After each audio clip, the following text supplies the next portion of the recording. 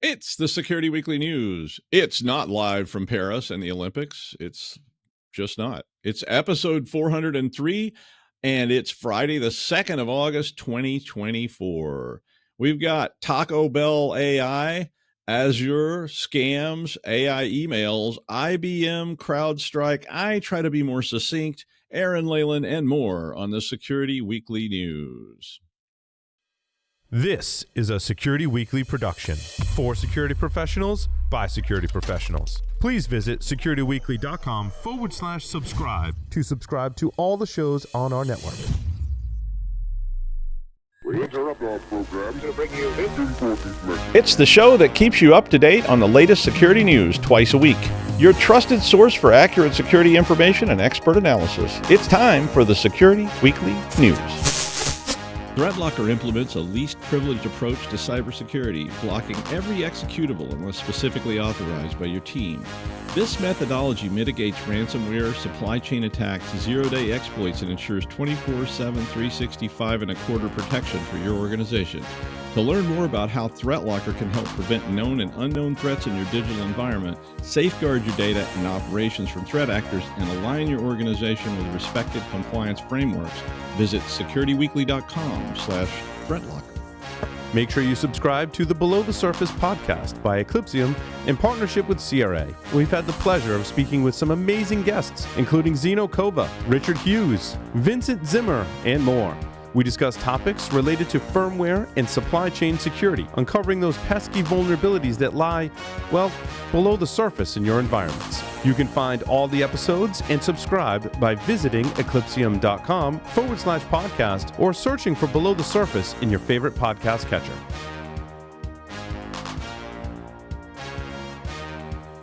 All right, it's the Security Weekly News from the island of Elba. I'm Doug White. Hit that like and subscribe button and leave a comment, or we all get, well, a beating from the supervisor. Yeah, it's sad, but that's just the way it is here at the salt mine. All right. Well, Azure and et al. Azure, which is Microsoft's cloud-based operation, was down for 9 hours on Tuesday, which included Microsoft 365. It wasn't all of 365, but some of 365. So like call it 360 and a half or something like that. Microsoft confirmed that the outage was caused by a massive distributed denial of service attack. They did not give a lot of other details. Microsoft said the attack affected Intra, some 365, some Purview services, including Intune, Power BI, and Power Platform, as well as Azure App Services, Application Insights, Azure IoT Central, Azure Log Search Alerts, Azure Policy, and Azure Portal. I think they could have just said everything, but, okay. So it gives them free marketing to list all their products and have people look up what they are, because I didn't know what some of those were. But they've not yet identified who the attacker was, because they probably don't know, and I'm sure they're looking furiously, and probably Microsoft jackbooted thugs are roaming the earth, using rubber hoses to get people to confess. But Microsoft said that the initial event activated their distributed denial of services protection mechanisms, but an error in the implementation amplified the attack instead of suppressing it. Oh, that's sort of like building your armored walls out of, like, I don't know, explosive substance. Yeah, I don't know. They did not say what this was. Microsoft said they would release a preliminary post-incident review within 72 hours and a final post-incident review within the next 2 weeks. So what are the impacts and effects of these outages on your operations, and what are your plans when those kind of things extend beyond a few hours? I think the last few weeks have told us that you should be thinking about that. You have a backup generator to keep your servers online. But what happens when your cloud goes down, and your cloud's cloud goes down, and your cloud's cloud goes down? That can start to get a little weird, when you can't even do email to send, messages. So you may want to start testing some of these things in terms of your response, because you may end up facing a situation where you can't send email, you can't get text, you can't get files, et cetera, et cetera, et cetera. So, start thinking about that stuff. The FBI in the United States issued warnings about scammers who are posing as employees of cryptocurrency exchanges. And guess what? They steal your money. I mean, these kind of scams have been going on since Thag the caveman stole all those rocks. But, they continue. And greed is one of those base human emotions that just we all get sucked into when somebody calls and says, hey, but the FBI did not share why they announced this all of a sudden or what this warning, if there was some specific reason for the warning. But they said that this particular scam involves a phone call or message and that the attacker will usually claim that someone is trying to hack your account. Now, when the very first times I ever did pen tests, one of our protocols was we would call employees, we worked there, employees from outside. So they got a double ring, and we would say someone was hacking the system using their account. And that's what they're doing here. And of course, that's exactly how scammers get you to give it up, right? They call you and say, someone's in your account. They're draining all your funds. You've got to give me access or it's not going to stop. Most of us don't fall for this, but this is a pretty good article you may want to share with your employees just to, remind them that when people call you or message you or text you or email you saying, you got to fix this right now, don't delay, all is lost. If that was true, it's probably already too late. So be careful. But, find a legitimate number for that organization and contact them directly if you're worried. If someone calls you and says they're from your bank and your account's being drained, say thank you so much, hang up, and then go get a real number for the bank and call them back and let them know. Don't ever let anybody have access to your computer, no matter how much they beg. And I've strung some along for hours, and I even let one in one time and let him take control of a it was basically a virtual machine just to watch what he would do. And he immediately started installing rats and all kinds. I got some great malware out of it though. But, that kind of stuff. The FBI had also warned last month about scammers posing as law firms offering to recover lost crypto. So, have you been scammed in crypto? We're a law firm who specializes in getting that money back for you. So give us access to your computer and we can help you get started. Yeah. So let's scam the victims who already got scammed with the scam and scam them again. And yeah, they also warned about fake remote job ads being used to steal crypto from job seekers. And I've seen those where they ask you to pay an application fee or something and, give us access to this, blah, blah, blah. Be careful out there. A massive scam has been being conducted, which involves email routing misconfigurations in Proofpoint defenses, which resulted in basically the ability to send millions of messages that were spoofed and looked like companies like Best Buy, IBM, Nike, Walt Disney, and there was a long, long list. Basically, what was going on was the fake messages were getting relayed off of official Proofpoint relay sites, and they had authenticated signatures, so they were relayable. So this all starts to hark back to the good old days of fake mail and all that kind of stuff that people used to do back in the 90s and early 2000s, where everybody had open relays for SMTP, and you could just literally compile your own email headers at home and send it out. And it went, I used to send my daughter's messages from the White House and Santa and all kinds of stuff, to get her to behave. Don't make me call the White House to tell them about your behavior. I didn't really do that, but regardless, so this means that your employees may be getting email that looks like it's from Disney about some big deal or whatever. And of course, then they give you a link to log in and it looks like the Disney site. And of course they have you. The attack's now being called echo spoofing. And it apparently started up back in January with the attackers sending as many as 3 million emails per day on average. And then it peaked out at about 14 million emails per day before Proofpoint began deploying countermeasures for this in June. I mean, we've always had this, kind of fight going on, but there's a lot of details in this article about how this attack works if you're interested in such things or if you're supporting email servers. But basically they say, relay servers should be watching for large bursts of sending emails. Well, you should have been doing that all along, and you should limit your users' ability to send large volumes of messages from SMTP servers that you're hosting because they may be being used for this. The message here is probably to review your cloud posture, particularly of SMTP servers, and ensure that you have a handle on all your email providers, the paths, and so forth, and configurations, of course. Speaking of email, AI-generated emails make up about 40% of business email compromise attempts, according to Viper Security Group. They put out a report called the Email Threat Trends Report, and this was for quarter 2 of 2024. Viper said they ran samples of these BEC emails through multiple tools designed to detect AI-generated content, which included GPT-0, Quillbot, Zero GPT, Sapling, and Scribber. Those are all products that look for email-generated content. BEC lures, per this report, represented 49% of the 226.45 million spam emails Viper detected in quarter two. I mean, this is dangerous if the AI can be learning how to avoid detection at the same time. And of course, spam bots never sleep. So eventually the right combination of things is going to be found, and then they have you. Now, already Darktrace is saying you will very likely need to fight AI with AI. Yeah, we've heard that song, for a while. And we all know where that leads, right? Terminators. I mean, that's how you end up with Terminators, and also how you end up with robot anger management seminars. I'm going to work on getting involved in that, and it'll be Dr. Doug's robot anger management seminars for angry robots. But it's a growing threat, regardless, and it's going to get more and more difficult to detect and prevent and so forth, because they're really looking for your employees. They want your credentials. They want access to your data, and it's worth money. And of course, that's how you get ransomware. And speaking of data breaches, IBM published its 19th annual cost of data breach report this week, which revealed a 10% increase in the average data breach cost between 2023 and 2024. That was the largest year-over-year increase since the pandemic. The average cost, listen to this, in 2024 was $4.88 million per breach.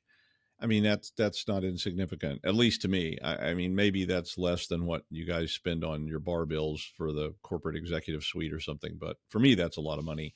And if it's not a lot of money to you, feel free to send some over. I mean, we'd be happy to have it, and Aaron and I can pay our bar bills off. But they said that the reason for this increase is the result of breaches becoming more disruptive, involving more data that's spread across more environments, and severe staffing shortages. Also, if you need staff, we're here to help. In conjunction with money, of course. But they did say that AI-driven and automated security solutions, along with better engagement with law enforcement, had increased the speed of recovery and lowered data breach costs for some that were actually actively engaging in those things. The biggest issue in the report was that cybersecurity staffing and budget shortages were really, costing, because you and I both know when a breach occurs or an incident occurs and you just don't have the people, you either end up hiring expensive consultants. Hello. And or trying to, hire people to come on staff under contract. And, they know when you're desperate. And of course, when the CEO's office is telling you to cut your budgets and you lay people off and then you need them back, they tend to ask for premiums. But the other problem with this was shadow data, which is a term that they use to describe this, where you've got data scattered all over the planet in various data repositories that you aren't even necessarily sure where all that data is. And so that both creates big opportunities as well as difficulty in recovery.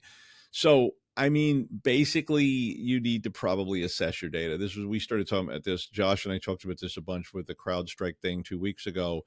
So if you don't understand your data flows and your data diagrams and where all your data is sitting and how that data interrelates and how you access it and who can access it and when they can access it, yeah, it's going to get ugly, right? I mean, distributed database is scary enough. And then when you start pushing this into the cloud and there's third parties hosting it and on and on and on. And yeah, right.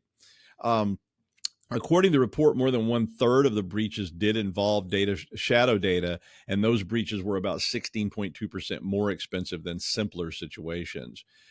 Breaches involving shadow data took an average of 291 days to identify and contain, and they contained, which was about 25% longer than the other breaches that had occurred. IBM concluded that better data visibility, smart use of AI and automation, along with improved cyber response training, can help lower the cost of these attacks. But read the whole report. And maybe you can use that in some of your arguments with the C-suite where they're telling you to cut your budgets. I mean, I did link all of those articles, and that article has links to the other articles and on, and Augustus de Morgan. Alas, CrowdStrike. Well, as you might expect, CrowdStrike is facing a lot of lawsuits as a result of the 8.5 million Windows devices, many of which were servers going to the blue screen of death back in July, just 2 weeks ago. after CrowdStrike pushed out an update that has now been pretty much admitted was not properly tested. I mean, this stuff's been driving me crazy since the 1990s, where companies basically just release products that are barely out of alpha. I mean, Microsoft started this, as far as I know. They just push stuff out and then they let you debug it for them, crowdfunding. And it's really frustrating to me. But I mean, back in the old days, that was one thing. It was a frustrated user, but now all this stuff's interrelated. And when you push an update that brings the whole world to a screeching halt, well, you're probably going to have to pay up somewhere. Parametrics, which is an insurance company, estimated that the total direct financial loss for U.S. Fortune 500 companies, excluding Microsoft, is about $5.4 billion with a B dollars, and that total estimated losses are around $15 billion with a B US dollars.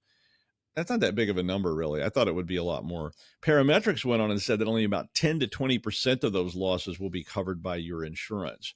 Airlines suffered the biggest hit with around $143 million on average, but Delta suffered more because they couldn't bring things back online, and not Southwest Airlines.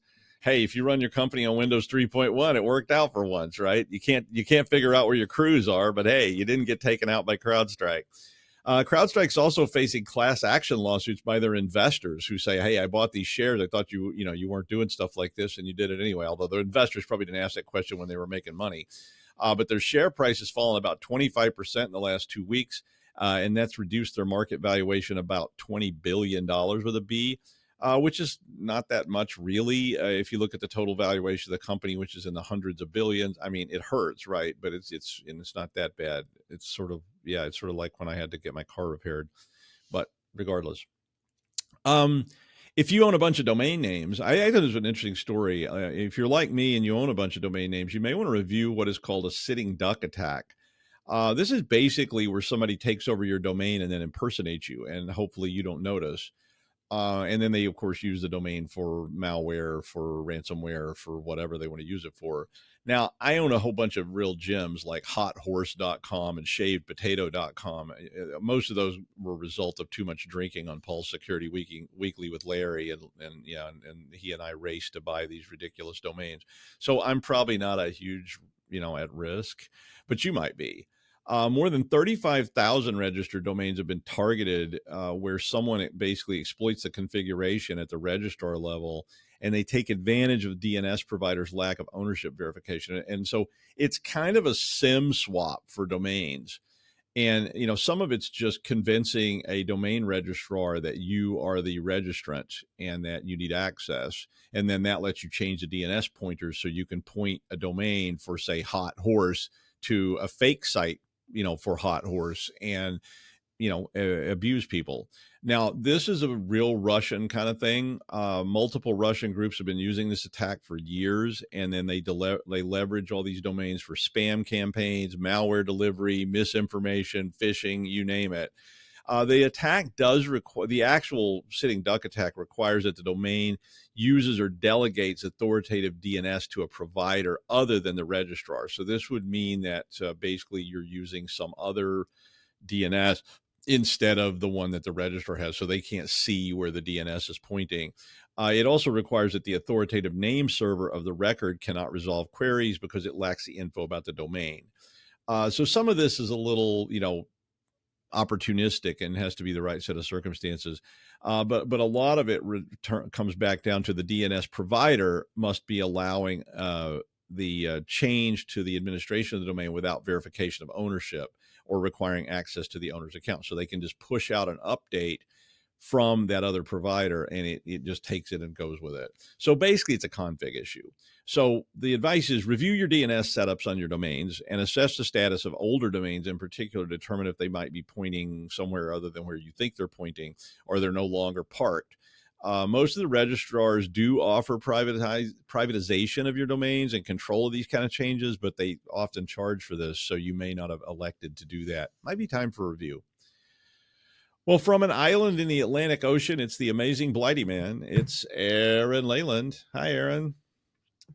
Hey, Dr. Doug. How's it going? Oh, it's going. It's hot. It's like being proper hot in London the last couple of days, and as you know, we have no air conditioning, so we'd just be sweating our tits off. Yeah. I do know about that. Right. Anyway, enough word about tits and more about a story this week, which is absolutely one of them that completely grinds my gears and makes me like really angry. So, Microsoft Dynamics 365 called out for worker surveillance. Inside Microsoft Dynamics 365 provides field service management. I just did air quotes there for anybody that watches.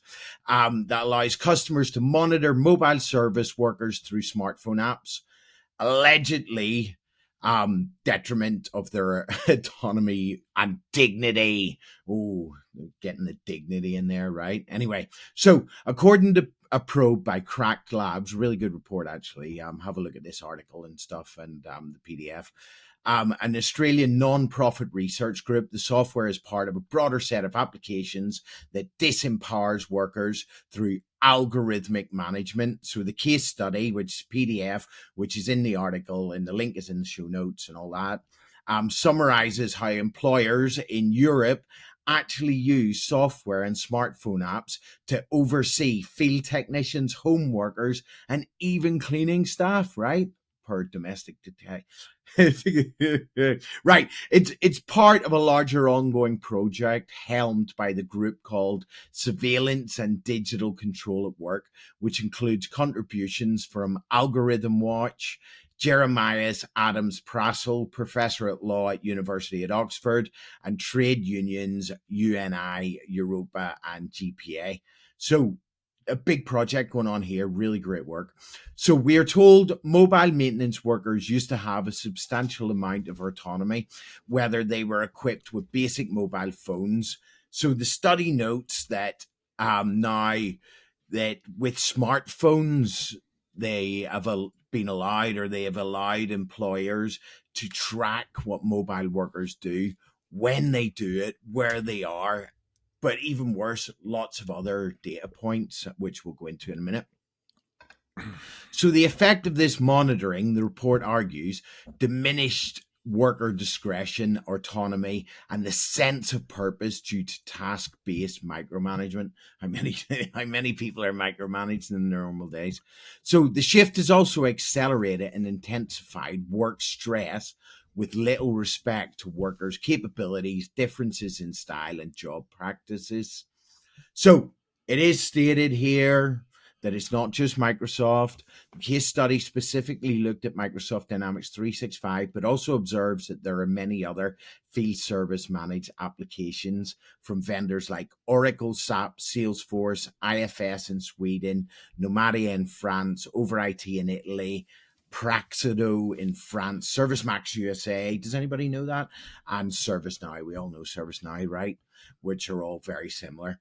So field service management is one part of Dynamics 365, the cloud-based enterprise system for customer relationship management and enterprise resource planning. That's what the report all talks about. The software can be used for managing various types of work and provides tools for communication, time and location tracking, billing, and the management of information about customers' equipment and materials. It allows employers to manage and automate the scheduling and dispatch of workers, work orders, and service tasks.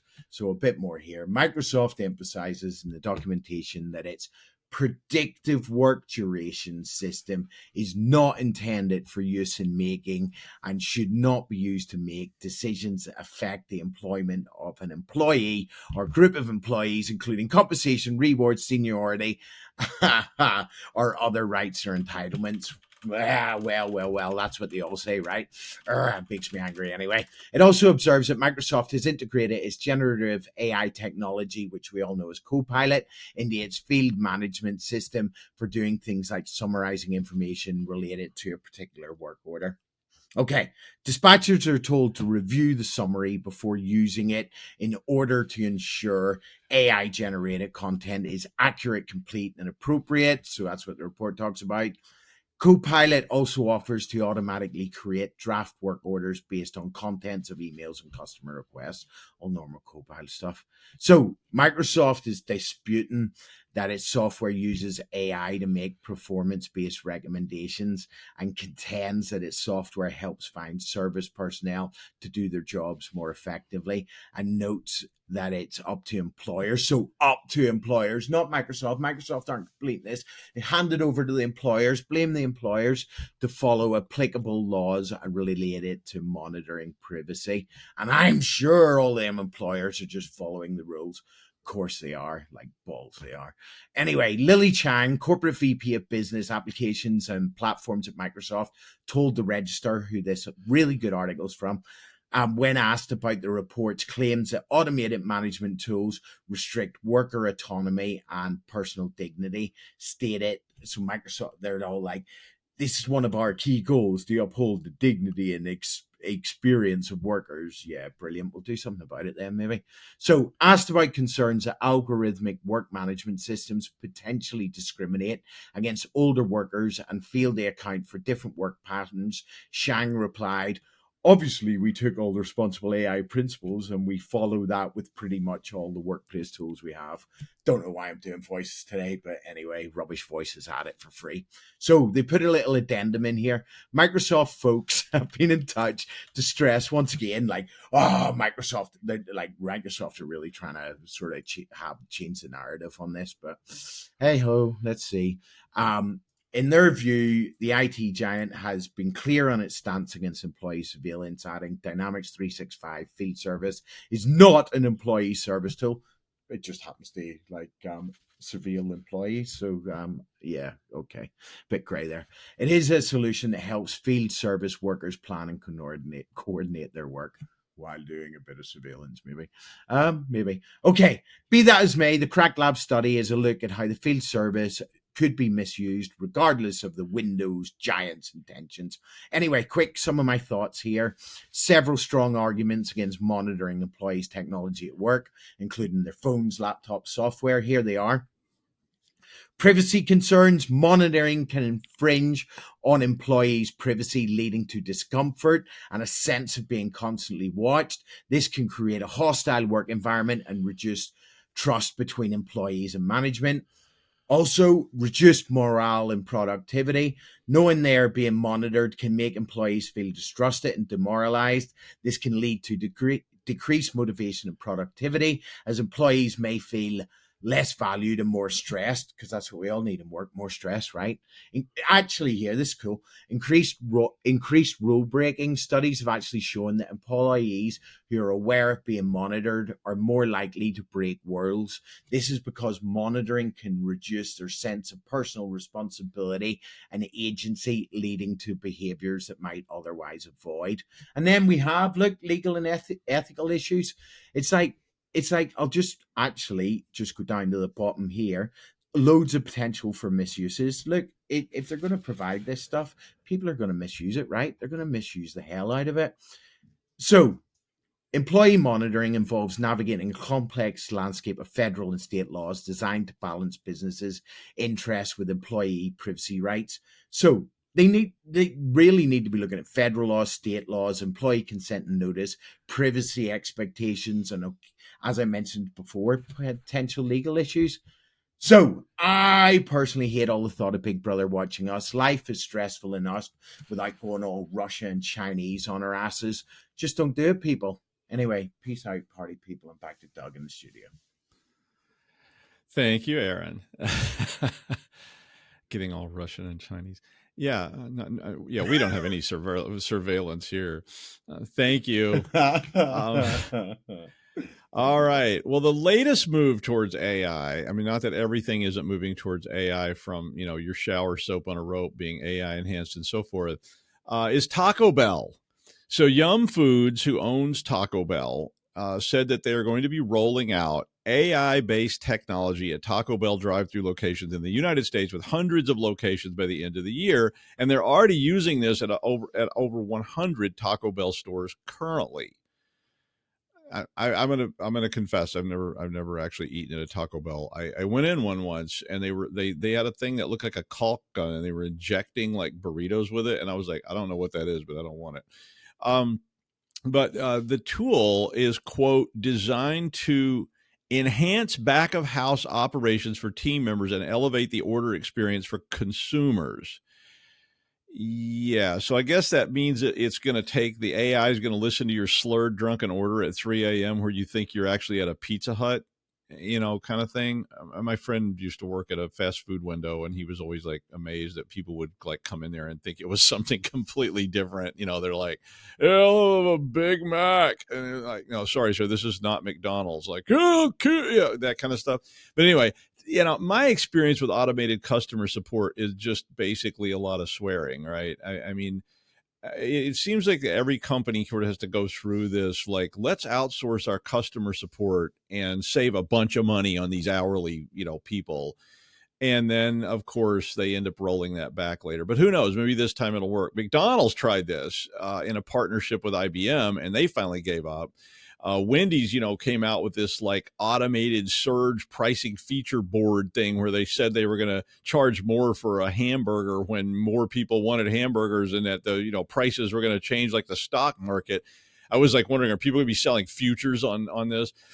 But I none of that worked. And usually when other companies have started with the robo whatever, it tends to not end well. But, who knows? Terminators may be arriving with tainted burritos. And I think Terminators with tainted burritos would probably have a lot of success in purging the planet of human infestation. Probably you don't need weapons when you could just feed them poisoned burritos or something like that. I don't know. It was an interesting story. And that is the news. Thank you, Aaron. And I will see you next time on the Security Weekly News.